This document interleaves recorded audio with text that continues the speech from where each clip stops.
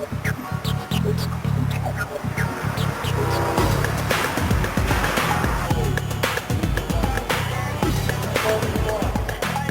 you get a lot of new faces in one place, it takes a while for the team to gel. I just want to be part of the team. Getting into spring training, getting to know the guys, I fit in real quick right away. You know, everybody was very professional, cared about each other off the field as well as on the field. This club played and bounced back from so much adversity. It was wonderful. And you can remember instances of every player contributing to a big win, a much-needed win that lifted this team. It's kind of a never-give-up attitude, and this team had a lot of fight. Confidence in everybody, no players being selfish, everybody believing in the fact that we can win. Good things are going to happen for you if you keep your same attitude and you keep your same work ethic. I mean, there were so many of these stories, of great human interest stories, that if you tried to make a movie out of it, they wouldn't buy it. They'd say nobody will believe it. To be able to come back in New York and play for the New York Yankees in '96 and be able to win the World Championship, this is for the fans. They deserve that.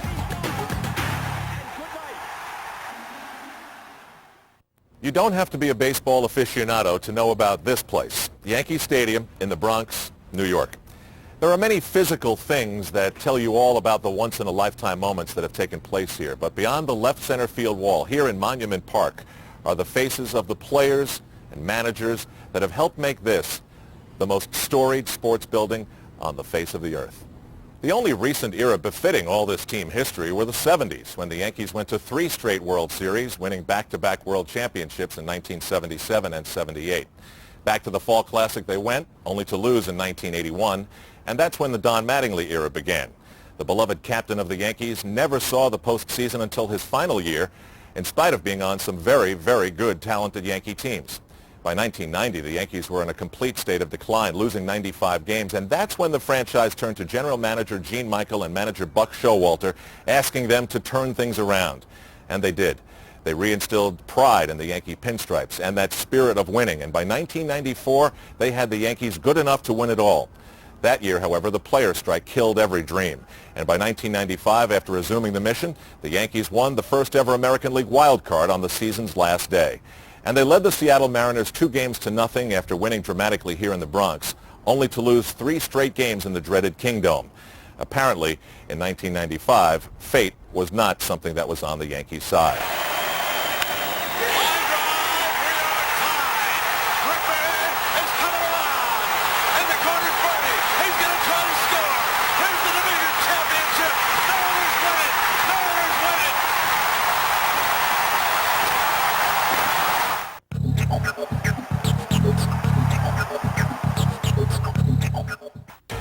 The shockwaves of the playoff loss in Seattle reverberated into the offseason. Manager Buck Showalter wouldn't be back. Captain Don Mattingly, made to realize that his starting days with the Yankees were over, chose early retirement. Mike Stanley, the power-hitting catcher, was allowed to walk as a free agent along with super sub Randy Velarde. Drawing the heat for these highly unpopular changes was owner George Steinbrenner, although his newly hired general manager, Bob Watson, claimed full responsibility for the player moves. I have a championship ring. I want a World Series ring. And that is basically the bottom line. I want to win. The new manager of the New York Yankees, Mr. Joe Torre. That's one missing piece to my puzzle in my career. I've managed for 12 years. I've played for a few ball clubs. I've had good years. I've had bad years. I have never been in a World Series. I've been to postseason, and coming to an organization that has the burning desire to win was very important in making my decision. The youngest of 3 Torre brothers learned baseball on the Marine Park sandlots of Brooklyn. He played over 2,000 games without a pennant and managed over 2,000 more with a sub-500 record, fueling media skepticism as to how this good-natured man and his staff would handle the pressure of working for George Steinbrenner. For support, Joe called an old friend of baseball out of retirement to become his bench coach, Don Zimmer. I mean, I'm 65 years old. I would love to go to one more World Series. It would be fun. And mainly the reason I say that is because of Joe Torre. He's something special. With the new manager came new players. Rookie Derek Jeter would get a shot at short. free agent, Mariano Duncan would back up all around the infield, much as Randy Velarde had done. Tino Martinez, traded from Seattle, would have the daunting task of trying to fill Don Mattingly's shoes at first. I knew coming into spring training that the media and everybody's going to focus on me being there, replacing Don Mattingly and whatnot, and it would probably carry over throughout the whole season. So we had a good team coming in, and I was just trying to fit in as best I can right away. In replacing catcher Mike Stanley, Joe Girardi was out to prove with his arm and his quickness that he too could fit in, even if he didn't hit home runs. Heard a lot of fans were upset about the Mike Stanley thing, and I understood, and I was a little bit nervous about that. But as the season started to progress and the pitchers started building me up, and I think I kind of won over the fans, and it's just been a great ride ever since. The biggest question, Doc Gooden. Were his drug problems history? Was there anything left? Could he still pitch? It's like starting all over again for us at playing field goals, and Billy Collins was very helpful. Spent a lot of time with him, on the field, away from the field. We would talk and go over a lot of different things. And still, you have doubts. You don't know if you're able to compete at that level again, been away from the game for a year and a half. As for David Cone, the only question had been, would the free agent gun for hire go, or would he stay? Yes, I love New York. Yes, my wife loves New York. And here's a chance to be a Yankee for the rest of my career. And the signing of free agent Kenny Rogers would also ease questions about the Yankees' starting pitching. Still, the skeptics were far from satisfied. One commentator who I like, Peter Gammons, on ESPN. I like Peter. Smart man. But I remember one comment he said early in the year. He said it will take the Yankees 10 years to recover from what Steinbrenner has done. 10 years? I don't think so.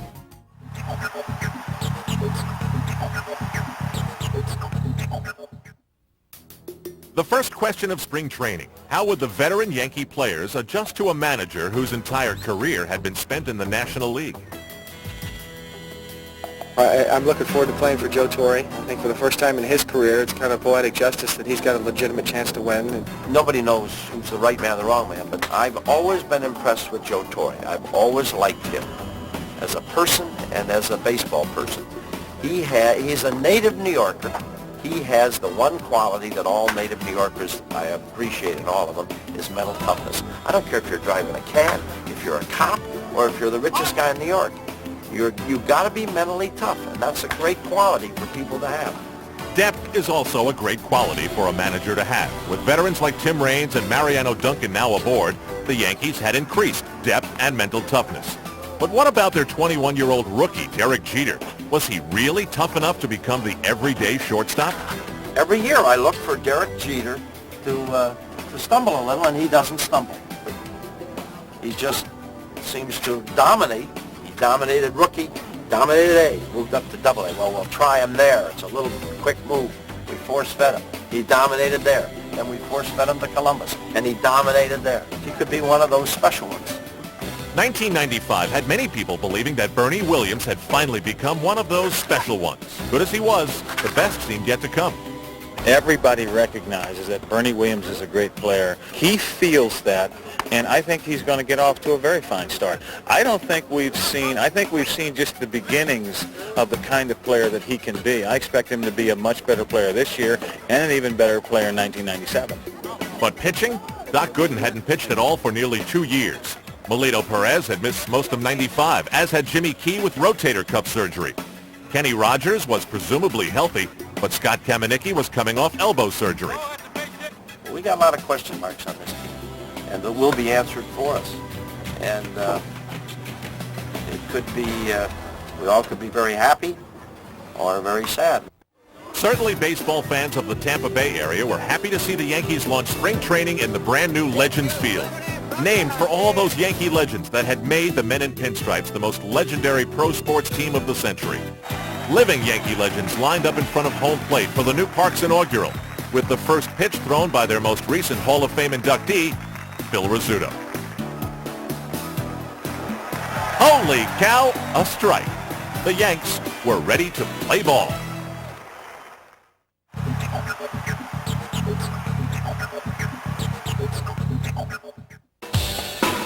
Snow may have put off the season opener in Cleveland, but the next day, rookie shortstop Derek Jeter wasted no time in getting the Yanks off on the right foot with his first big league homer. Holy cow! The Yankees took both games from the Indians before venturing down to Texas, where Jimmy Key faced the first serious comeback test after rotator cuff surgery. The Rangers beat him 4-2. He may be throwing the ball, overthrowing just a shade. Doc Gooden got the next test and a lousier score, 7-2 Texas. Questions persisted. I got off to a slow start. I didn't really have the greatest spring, but spring training I was just trying to prepare myself and get ready for the season. And I found myself the first couple of games trying to prove to people that I still have it. I still can go out and strike out 10 people a game instead of just stepping back and say, hey, let's do the things what got me here. Let's concentrate on the hitters, and all about the bottom line is winning the games. Winning games was no problem for Andy Pettitte, who won his second straight in the Yankees' snowy home opener. But for Tino Martinez, getting hits was a problem in the early weeks of April. Bouncer out to second base as Tino Martinez continues to struggle, and he is beginning to hear the boos here at Yankee Stadium, and that was inevitable. They booed me early on. I thought I could learn from this. I knew eventually when I'd relax that I'd be able to put up the type of numbers I'm capable of, and this team could win. And on April 24th, he helped them win 10-8 against Cleveland. Tino looking for his first Yankee home run. There it is. Welcome to the Bronx, Tino Martinez, because that is the official time the Yankee fans see him do what he was signed to do. Joe Torre's offense also unleashed a new weapon, speed. From Andy Fox beating out a routine grounder to spark a rally, to Joe Girardi with another surprising steal. And it is not in time. Stolen base by the Yankee catcher, Joe Girardi. Look at Girardi. Steals the bag easily. Holy cow. I'm not a long ball hitter, so I wouldn't have fit really into the typical Bronx Bomber style. And Joe's type of managing is the type of baseball that I'm capable of playing. It makes it real exciting for the players when you're doing all kind of different things instead of just sitting around and waiting for a 3-run homer. On April 30th at Camden Yards, the Yankees exasperated Baltimore with a big 13-10 comeback in the longest 9-inning game ever. A night later, they forced a 6-6 tie that pushed on beyond the witching hour and into the 15th inning when they loaded up the bases for Tino Martinez, an early sign of destiny. To left field. Well hit. And it is gone. Grand slam home run. A grand slam by Tino Martinez in the 15th inning. Hitting that 15th inning home run to enable us to sweep that 2-game series or whatever it was a great feeling, because we were coming right back to New York, and the fans got behind me 100% from that point on and helped carry me through the rest of the season. The Yankees were in first place for the first time. A day later, David Cohn beat Chicago to give the team a 2-game lead over the Orioles. That's how it stayed for 6 weeks until the Yankees returned to Cleveland's Jacobs Field. At the crack at the wall. Back-to-back home runs and back-to-back innings by Sierra. A 3-game sweep over the club with the league's best record. 5 straight for the Yankees at Jacobs Field. And a 4-game lead on June 23rd gave New York its first taste of elbow room in the divisional race with Baltimore.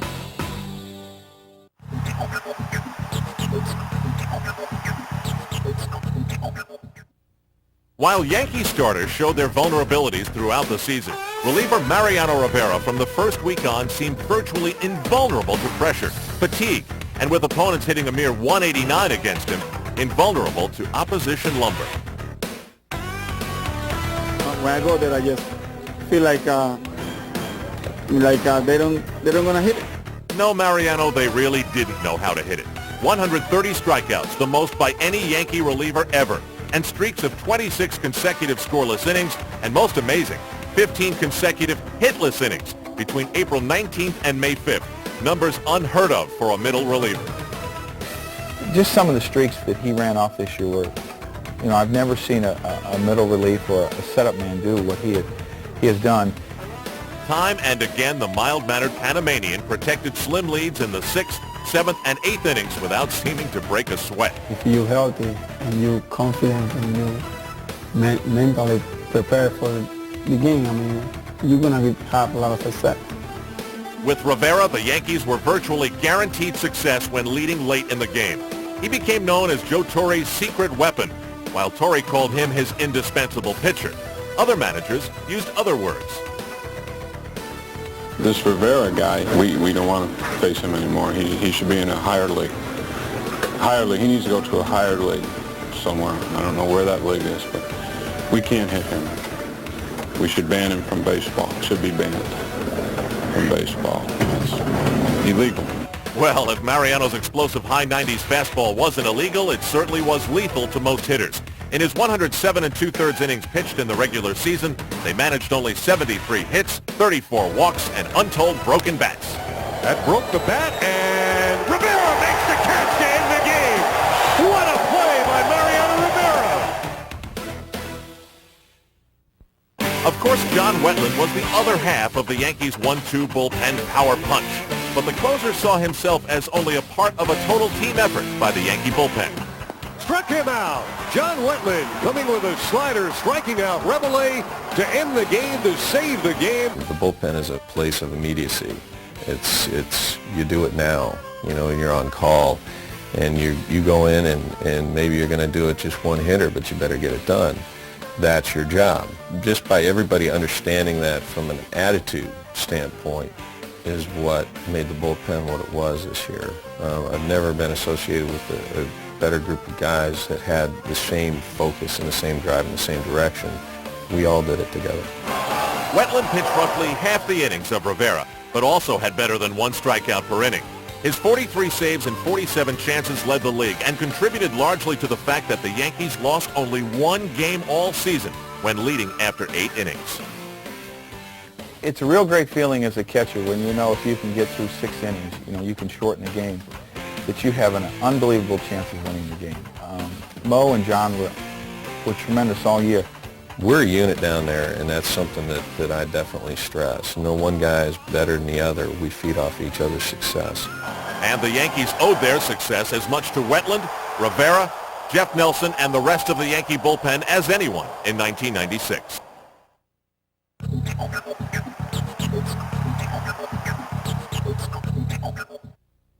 Considering that ace pitcher David Cone wasn't around, it's a minor miracle that the Yankees were able to forge a lead through the midseason.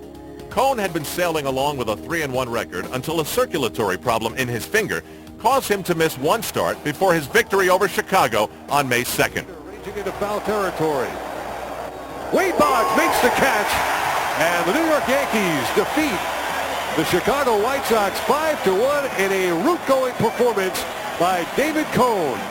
Coming back after missing a start because of the hand and finger problems.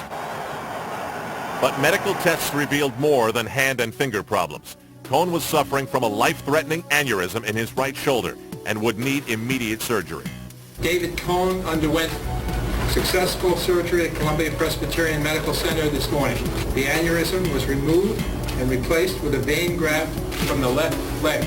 I wish I could explain better to you when I'm going to be back, when I'm going to pitch again. I'm not sure. In my heart, I hope to pitch again this year. That's what I'm shooting for.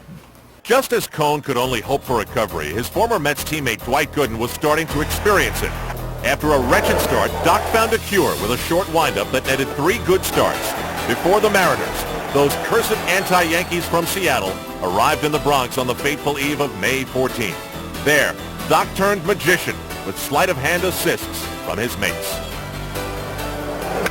This ball is hit hard to straightaway center. A tough play for Gerald, and he gets it! Unbelievable. He stuck his glove up, now the relay back to first. Double play. Got it again. Here's a bouncing ball. Ball flag. He'll throw to first for the easy out. Ripped center field. Gerald on the run. Puts it away. Another nice running catch. Things went a little deeper. We got in the 5th and 6th. I really started to believe, maybe we got a chance of something special here. In for a call, strike 3. I was really pumped. I was excited for him. What a better place for him to do it. I mean, he's meant a lot to the city. This ball is hit slowly. Fielded by Martinez to the bag with a dive. In time. Swing and a miss. Jay Buhner missing. Lifted in the air. In the infield. Derek Jeter waiting. waiting, makes the catch. A no-hitter for Dwight Gooden. I think this is the greatest feeling, especially just to do it in New York. From the things I've been through, to make it, back and to come back and do it here in New York is a special feeling. Special feeling? Less than 3 weeks before, he feared he might not get another chance to prove he belonged in the Bronx. Now Doc not only belonged, he owned the town. And the torch of destiny that would light the Yankees through all of the dark points of the season was burning bright that night.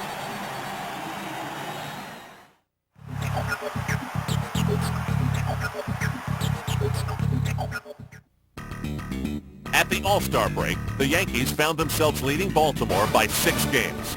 Still, there was real concern over a mounting power gap between the two rivals. The Orioles had nearly doubled the Yankee home run output, and the gap threatened to get even wider.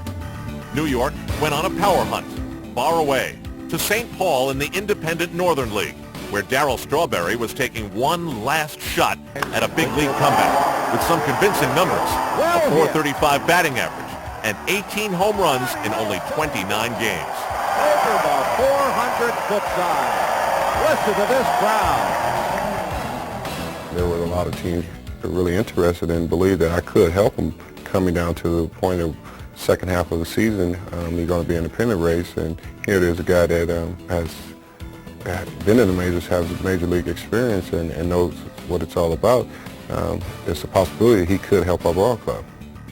I'm here, to do my best, for this ball club. I'm not here to complain about anything, and I'm going to appreciate everything that happens, good or bad. Take it one day at a time. My main thing is I'm here to do what I feel I can accomplish to help this ball club win and be successful, and that's all I want to do. It was July 4th, and there was Darryl Strawberry, reunited with his buddy, Doc Gooden.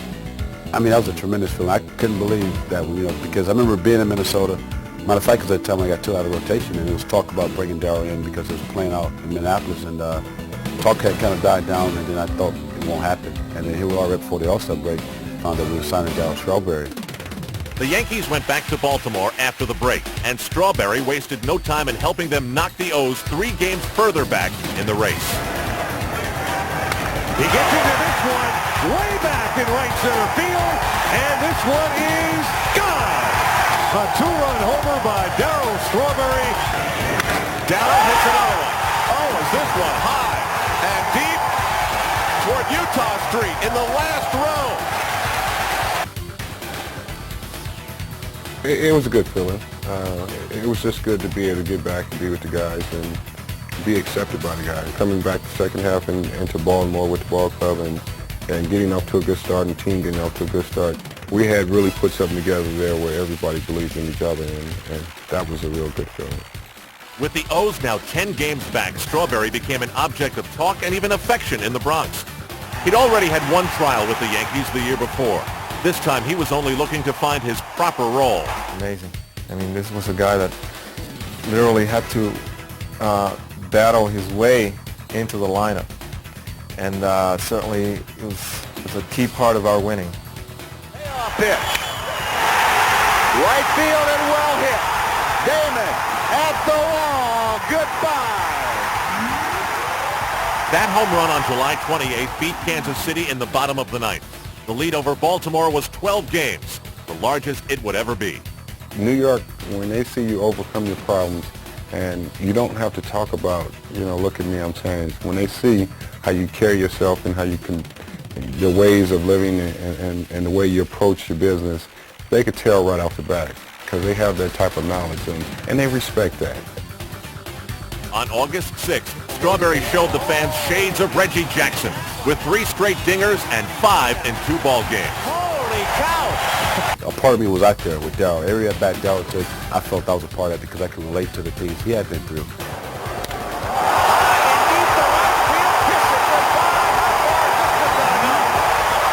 I was just so happy for him, and when he was up there in the batter's box, it was like part of me being right there. Well, hit into right field, going back as Mouton looked up and gone! Strawberry has 3 home runs in a row! I don't know if I was as happy as him, but I would say I'm pretty close. Welcome back to New York.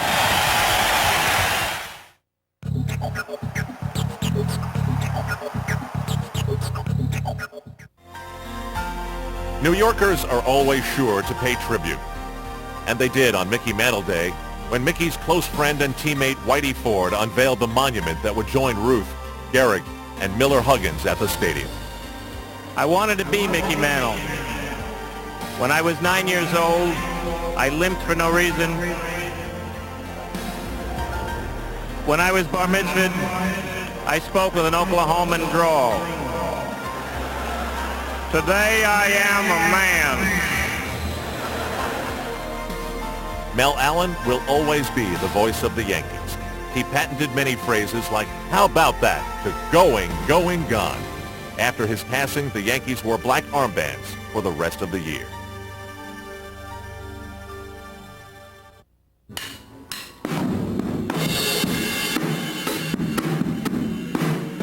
The successful beat of the team was set by Paul O'Neill, and the atmosphere in the Bronx got better every day. The sounds of the subway, the challenge of the Deegan remained constants. But the newly christened Yankee Clipper, this was new. It merrily sailed up from Manhattan to the stadium, where another new tradition was started by the grounds crew.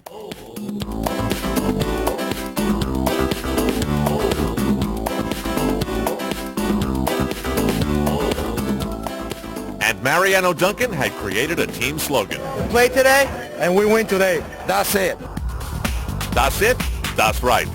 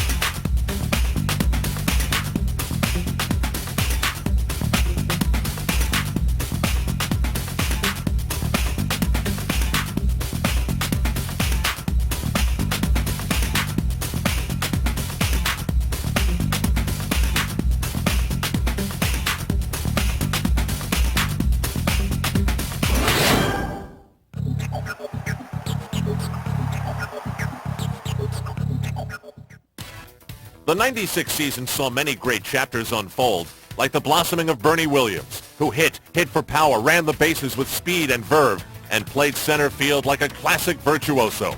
The teenager signed off the Puerto Rican sandlots 11 years before had finally reached prime time. I was a little 17-year-old, maybe 165 or 170 pounds, soaking wet. And he said, well, I see a lot in this kid. I think with the right coaching and the right attitude, he can do good things. And I remember people looking at him, you know, saying, yeah, right. And it was just great to come here and just prove a lot of people wrong. Bernie hits this one to deep left field. Forget it. Martinez will try to go to third. The strong throw by Bernie, and he's out. Bernie Williams gets into it. The first pitch of the 7th inning is gone. To center field. Bernie on the warning track. Leaps and makes the catch. What a play by Bernie Williams in center field. Oh, I can't believe it. He's probably the perfect Yankee. I mean, he goes out, plays hard every day. He runs out every ball. You know, he's diving and sliding and doing everything. I mean, he's probably a perfect person you want to mold yourself after. The perfect Yankee in Bernie's eyes had long been Don Mattingly, who saw the talented, shy, and somewhat tentative youngster and reached out. He was in the back of the bus, and he said, Bernie, come here. I want to talk to you. You know, this is a couple of things that I need to talk to you about. And he just started talking to me about the things that I had to do to become a better baseball player. He said, you're good, but you need to do this, you need to do that. And I was just listening to him, and in the back of my mind, I was saying, that's Don Mattingly. He's talking to me. Now, with a .305 average, 29 home runs, and 102 RBIs, everyone wants to talk to Bernie. 1 ball, no strikes.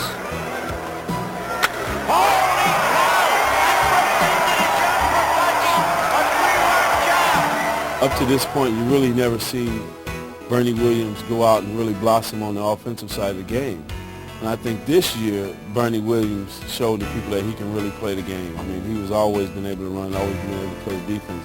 But as far as being a dominant offensive player, he has showed folks this year that he can definitely do that. Oh, that's guy in deep right field. This was way back. Holy cow!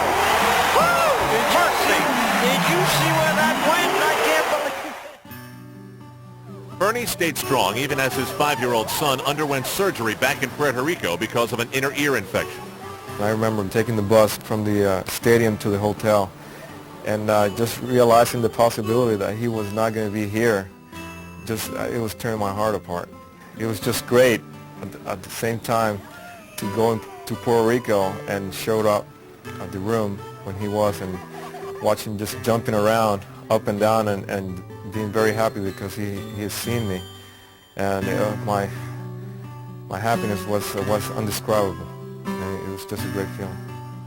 Before the season was over, Bernie Jr. would have a chance to come to the Bronx and watch his dad be great.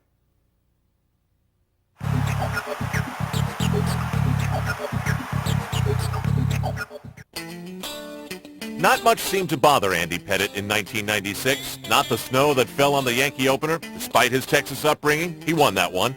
And he won 20 more to become the Yankees' first 20-game winner since another lefty. Ron Guidry won 22 in 1985.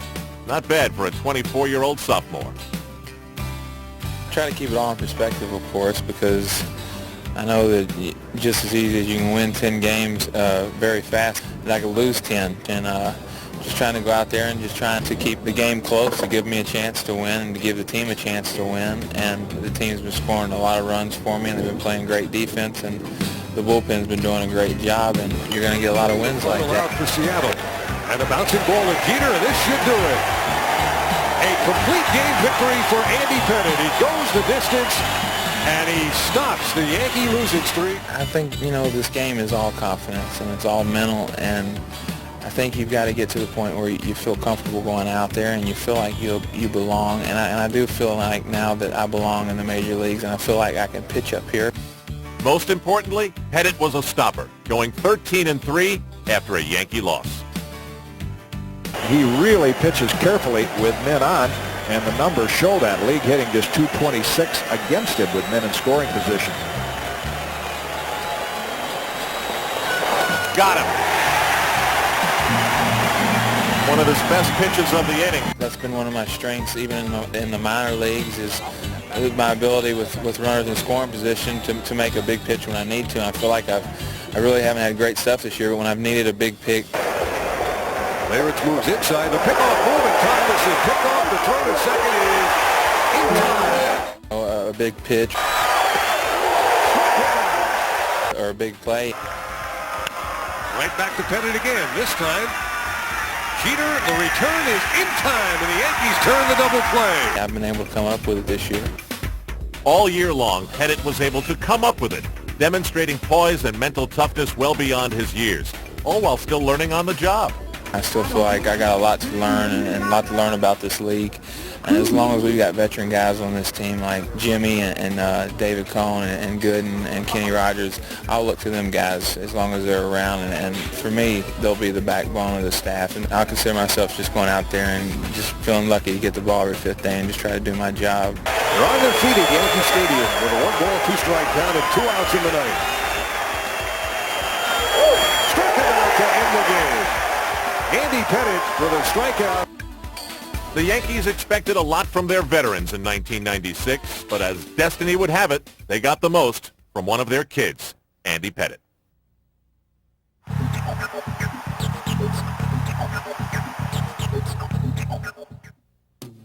Even though the Yankees led Baltimore by 10 games on July 31st, they still wanted another big bat. They got the big bat of Big Daddy. The night before was probably, the most exciting night of the whole scenario. The clock is getting around midnight. I know that's the trade deadline. I'm wondering, if I'm going to get the opportunity to go somewhere to try to help somebody, get in the postseason. At that point, when Buddy Bell called me into his office, I said, okay, here we go. I got a chance. And I never thought I was coming to the Yankees. I think that's why it was such of a shock. Cecil Fielder, the man who's had more home runs than anyone else this decade. scorecard. Cecil cracks it to left. Is it high enough to get out? It's gone. One thing he did have to get used to was being a DH. Took me that time to just say, okay, I'm a Yankee, you know, instead of, okay, I'm a Detroit Tiger. Okay, now I'm a Yankee. Now I got to just try to get myself the key down and just go out there and play the game. Ruben Sierra had been traded away for Fielder, and he got his revenge first time back in the Bronx. What a way to break in. All right. The Tigers took the first two from the Yanks, but Cecil answered back on August 11th with a 3-run pole shot in a 12-0 blowout. Home run! Holy cow! That was hit so hard it couldn't go foul. He went down and got that, and it went. Ironically, the addition of Big Daddy did not protect the 10-game lead. Instead, New York slumped in August as the offense struggled to readjust its chemistry around Fielder. But by the postseason, they got it right. Well, a lot of people really didn't understand the things they put up on that marquee out there when it says Cecil Fielder the most home runs, the most RBIs in the 90s. That's true. It's not a fantasy. It's a true statement.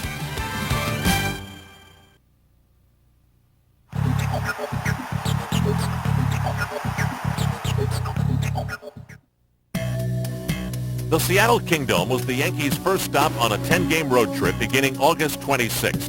Alex Rodriguez and company were waiting to make sure Doc Gooden and the Yankees would be sweepless in Seattle. Suddenly, the Yankees looked very vulnerable.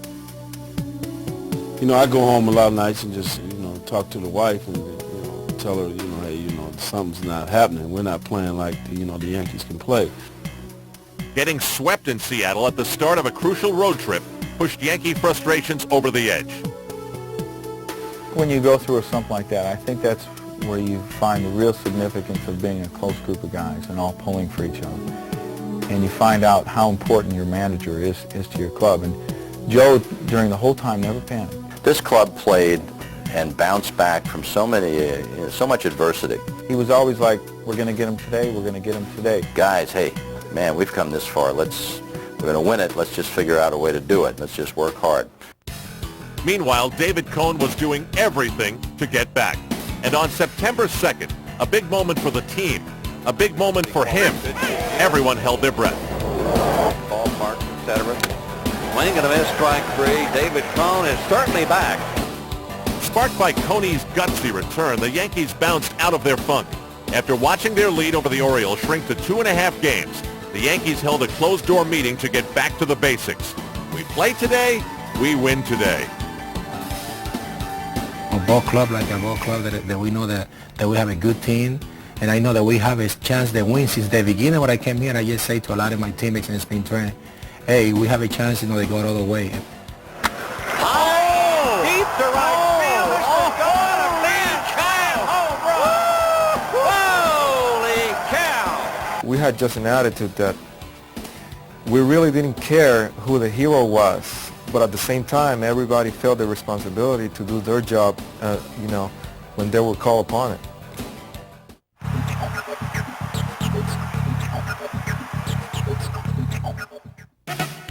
Of all the homespun heroes, none was any younger or more surprising than the 21-year-old rookie shortstop, Derek Jeter. He began the year batting ninth to ease the pressure on a kid considered not necessarily ready to hit big league pitching. For me, I set my goals high. If you go into a season saying I want to hit 250, once you get there, you never get any better. So I set them as high as I can. And, I thought, why should I change that approach? I mean, I used it in the minor leagues and it's been successful, so I use the same approach coming into this season. I was so locked in on his defense that I really never gave myself the luxury, I guess, of looking at any other part of his game. But when the season started, he hits a home run opening day. Oh, you got a run on that one. That's gone. Holy cow. His first big league home run. When he goes out in the left center field, makes that play. Off the end of the bat into shallow center field. Derek Jeter back. What a play. I said, wow, this is a rookie shortstop playing his first game in 1996 against the American League champions, and it's just like he was falling off in all log. It was no problem for him. There's a line shot into left field. Here comes Darryl. Charlie Hayes coming around third. He's going to score, and Jeter's got a 2-run double. I never knew what to expect. I listened to him tell me if he got 250, if he hit 250, it would be exceptional. And if he played the position properly, it would be exceptional. Well, it was beyond exceptional. Look at this! Oh, turn again! Holy cow, what a play by Jeter! Unbelievable. He got a couple of clutch hits here and there, made some great plays, developed all kinds of confidence right away, and just matured throughout the year and just kept his confidence and poise like he's been in the league for 10 years. The Yankees' sixth opening day shortstop in the last 6 years was smooth, steady, and a quick study. For me, it was the first time around the league, and you're seeing pitchers for the first time, and you're going to stadiums for the first time, so everything seems new. Towards the second half of the season, you're going around, you know some people, you try to make some adjustments, and pitchers make some adjustments as well, but I think I was just real fortunate the second half. As the season progressed, so did Jeter. A .277 batting average in the first half, .350 in the second. All told, he hit .314, scored 104 times, and drove in 78 more. The most RBIs by a Yankee shortstop since Frank Crosetti in 36. I think G is just an outstanding person. I think that comes first. I feel you have to be able to get respect from that guy that sits next to you. You have to be able to get respect from the people that watch you play. And I think that's most important. I understand that, you know, we have to go out there on the field to perform, but Jeter's been able to do that, you know, incredibly. He's done an incredible job for this organization. You know, to find a kid that is a first-year player and to be able to go out there and do the things he does, it's just incredible. I like him. He's my friend. And, you know, I just, you know, got a lot of respect for Derek Jeter. I feel so happy for him. And he's been one of those guys like the rest of us, you know, like Pettit, Larritz, and the guys before us. And it's just a great feeling, you know, to grow up in the organization and come up and have a chance to have a world championship and a World Series ring, you know, in the same team that you originally signed from. It's a great story, but it's a great young man. He has all the best qualities. On September 18th, it was showdown time. The Orioles came into Yankee Stadium just 3 games back. As Scott Erickson and the O's took a 2-1 lead into the ninth, the crowd of over 50,000 watched and wondered. Had the Bombers run out of heroes? Rookie Ruben Rivera had the answer.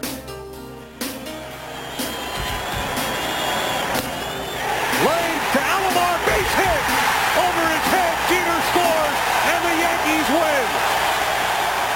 Ruben's bloop hit over Alomar's glove put the Yankees 4 games up on the Birds, a lead they fought to protect against all comers, especially the red-hot Red Sox. 2 out in the bottom of the 10th. And it's in the center field. The Yankees have won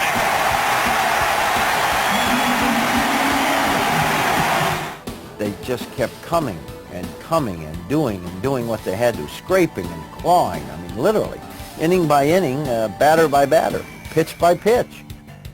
Finally, after 15 years and a 19-run outburst against the Brewers on September 25th, Jeff Nelson stood on the mound in the 9th inning.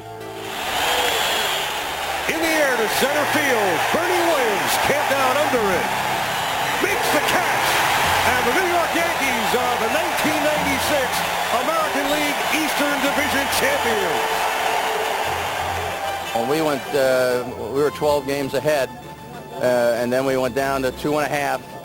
You know that if you're not worth your salt, you're going to just fade away, but that wasn't the case. You know, we have a lot of players with a lot of heart, and that's really brought us through.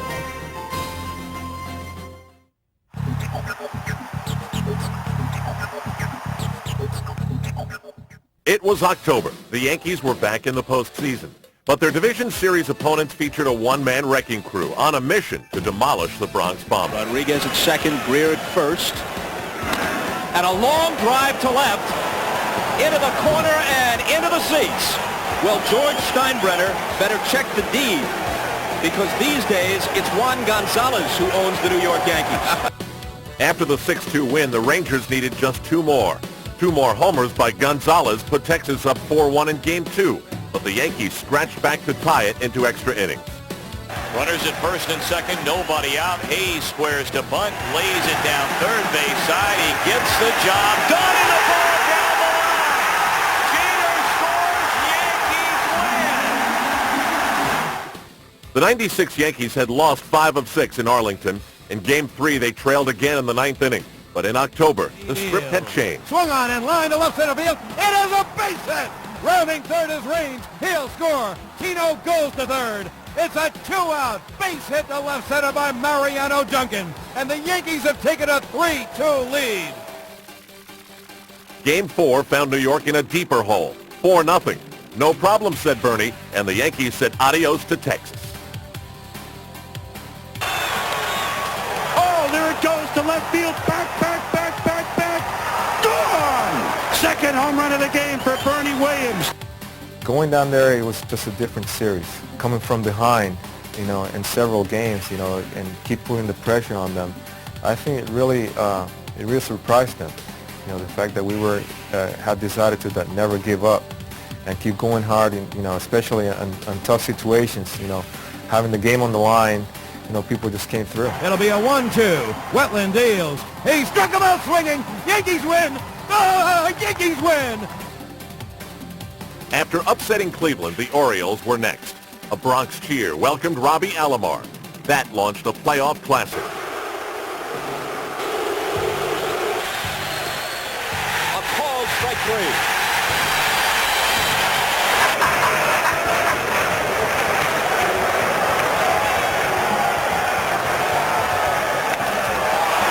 In right field, Tarasco going back to the track, to the wall. And what happens here? He contends that a fan reaches up and touches it. But Richie Garcia says no, it's a home run. Myers deals. Swung on and driven to deep left. It is high. It is far. And it's gone. Yankees win. Yankees win.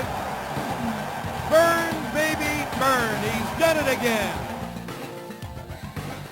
Tied at 1, the series shifted to Camden Yards, where the Yankees hadn't lost all year. They were not about to start. The 1-1.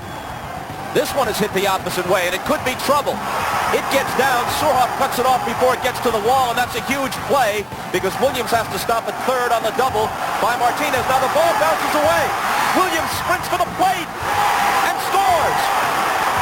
That was strictly a reaction play. I don't know to this day what made me react the way I did. I knew that he was not going to throw the ball to second base, but I saw the ball on the ground and I saw Cal still trying to be the cutoff man. I guess they took for granted the whole situation and they didn't expect the ball rolling out there in the hole and shortstop. When I saw that, I went like, go get him. Just take the chance, take the opportunity and run as fast as you can. Swung on and drilled to deep left. It is high. It is far. It is gone.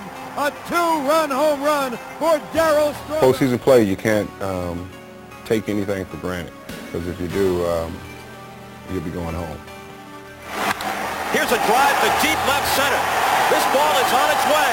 This ball is You gone. don't go into postseason feeling like, okay, this is something you've never done before. You have done it before. You played the game of baseball before, but you just haven't been into October. The 2-2 pitch. A bouncer to deep short. Jeter, long throw. Diving is Cal.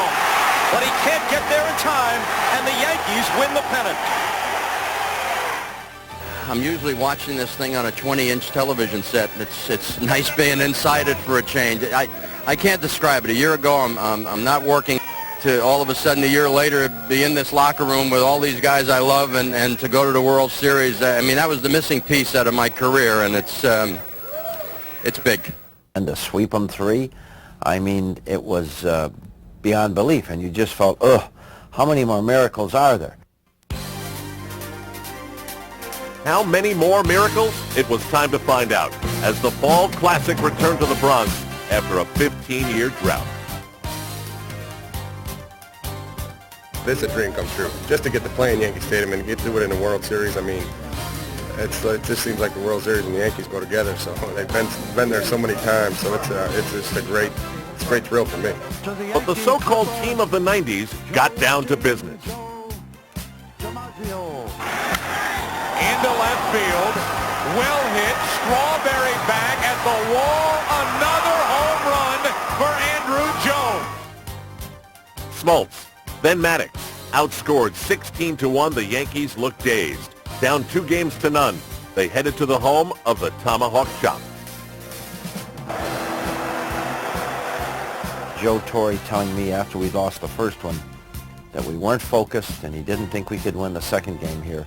But then he looked at me and he says, we're going to go down there and sweep them in Atlanta and come back here and win it on Saturday. And I felt like saying, oh, Jesus, are we in trouble.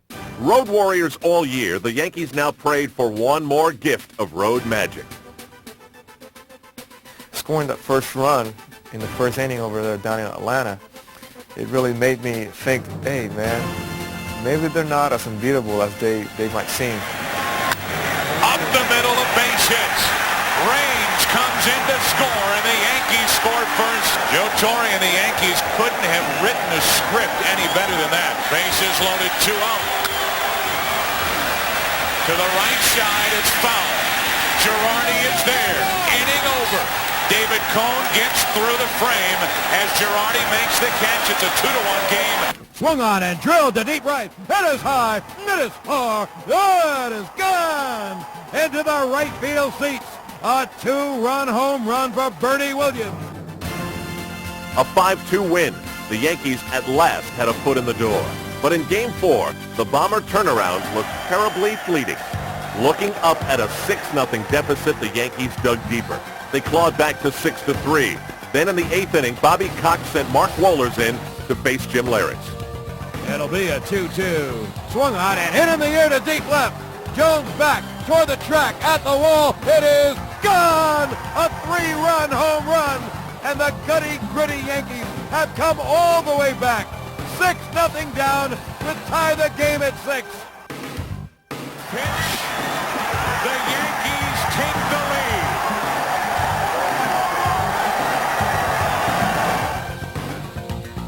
By comparison, Game 5 was simple. A nerve-wracking pitcher's duel between Smoltz and Pettit. I told the guys in Atlanta, I said, hey, listen, just give me somebody out there today. I feel good. I want to get them. Just do it. He's still searching for it. Fielder down the left field line. It's fair. Up against the wall. In to score is Hayes. Down to second is Fielder. He's in with a double. And the Yankees take a 1-0 fourth inning lead. I don't think Pettit's looked up yet. 0-2 from Wetland. Into right field. O'Neill is there. Ball game. Yankees win 1-0 as Wetland saves it for Andy Pettit. An unthinkable 3-game sweep in Atlanta, and the Yankees were going home. Game 6, Yankee Stadium in near delirium, and Greg Maddux facing a tide even he could not stop.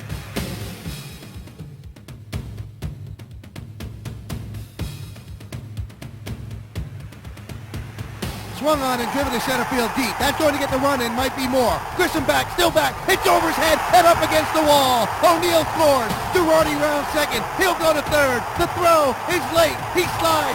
Triple. Yankees lead 1-0. When I got to third base, there was almost a tear in my eye. It actually was, because I hadn't had a hit during the World Series. For me, that was just a wonderful experience, and I wanted to cherish it.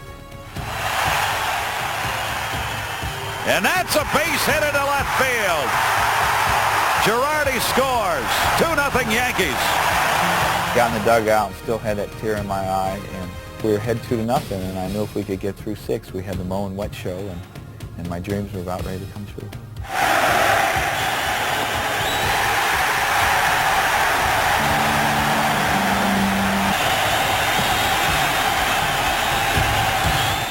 I found myself doing things out of the norm, seeing the guys in my dugout. I never looked at the guys in my dugout.